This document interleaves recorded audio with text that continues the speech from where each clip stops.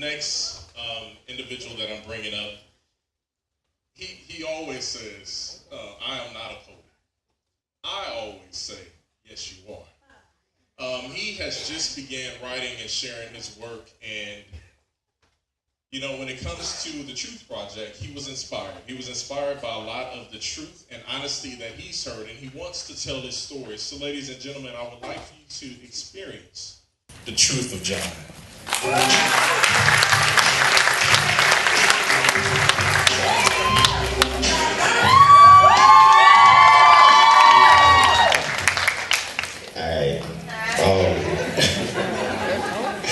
Hey, so before I start, I just wanted to thank Ms. Pinky here, because when I heard your piece on in February, maybe it was March, I think it was February, when it was the 3-year anniversary of the T.R.U.T.H Project. And I heard your piece before, the one you did at the T.R.U.T Project, and when I heard it again, it was something that I was going through, and I was like, I need to get it out, and your motivation and what you wrote gave me the inspiration to write what I wrote. So thank you. So this piece is called A Black Man's Blues. The first time I was kissed, it was from familiar lips.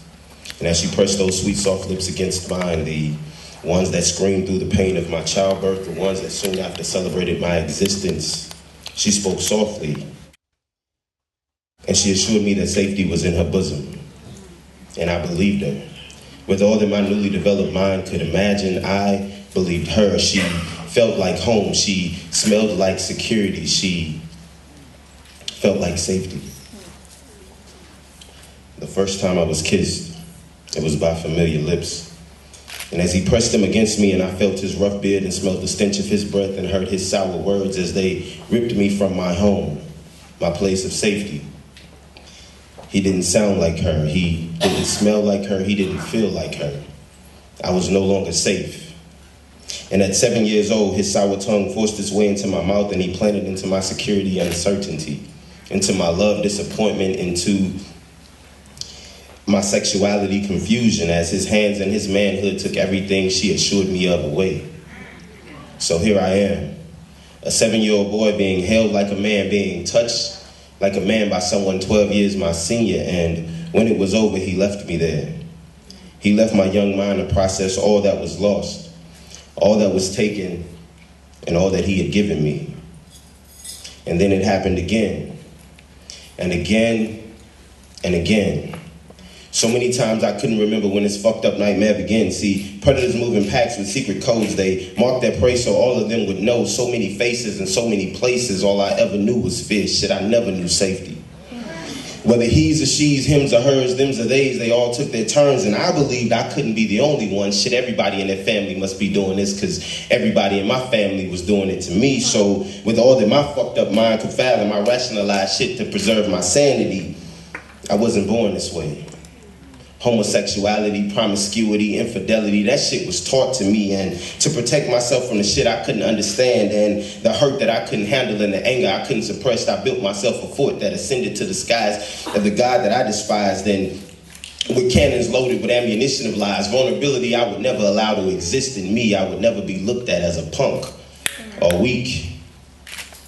And then she came, and she loved me past my hurt, and she kissed my tears away. She showed me sunshine again, and she filled me with happiness. But I couldn't return it. Her love never made it past the walls I built at 7 when my body was broken into. Her love never made it past the traps I set at 8 when they took from me the little bit of security I had left. Her love never made it past the lies I told at 9, so no one would have to know why I had to wash my hands every time she came into my room. Her love couldn't make it past me, or to me.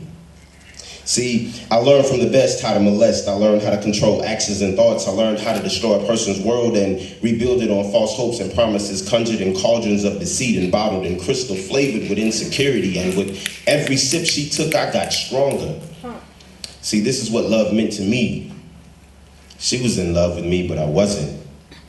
I couldn't look at myself in the mirror. I hated my reflection, and I hated them for giving it to me, and I hated him for giving me a family that didn't know innocence. So I Painted my lips with lies and my eyes with courage, my face with confident expressions, and with every stroke of the brush, with every line drawn, I forgot me. And then I met him. And after 20 years of lies, I decided that I would be open for the first time. For the first time in 20 years, I would know what it's like to feel again, past the pain, beyond the disappointment, in spite of the hurt. I decided I was going to dive in head first off of the tallest platform into the deepest end. I decided to jump. But what I didn't know was he was just as fucked up as me, so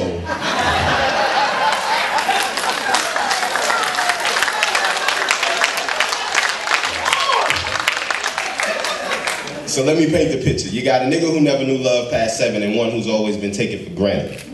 One who's always played it safe and the other who was the daredevil, and we faced off. In a fight that would test the very fiber of my being, we fought. The guy who controlled everything with the help of his fortress, who built a kingdom on broken hearts and broken promises. My graveyard overflowed with dead relationships and dead emotions, and his, well, it was full of caskets of himself. It was as if every time someone killed his spirit, he would just reincarnate himself and try it again to see how much more pain he could endure. But me, I didn't want to control anything anymore. I threw out all the rules and I wanted us to make them together. I gave him what everyone else had taken from me, what I had taken from the very people of my past, my validity, my masculinity, the essence of my manhood. I laid at his feet for us to feel together. And he gladly accepted. And then those feelings I felt of uncertainty and disappointment were brought back to life. I was that 7-year-old boy all over again. See, just because you're the top don't mean you don't get fucked. And with the control I gladly gave him and the control he had never had in the past, he held me captive. He raped and pillaged my mind. He broke my spirit. The first time I was kissed, it was from familiar lips. And as my creator pressed the aura of his existence against my lips, he breathed into me new life, and I began again. For in his love is no disappointment, in his bosom no insecurity, in his promises no doubt. So here I stand today, no longer covered in the shame that they placed on me, no longer guarded by the walls that prevented me from loving her, but clothed in his love and fueled by his energy. I remember me. And every now and then I get a little lost, but my creator, like a great mystery, always leaves clues that guide me back to him, for his promises are true. See, everybody has their own story, life, love, and hues, but no one ever stops to think about a black man's blues. This black man.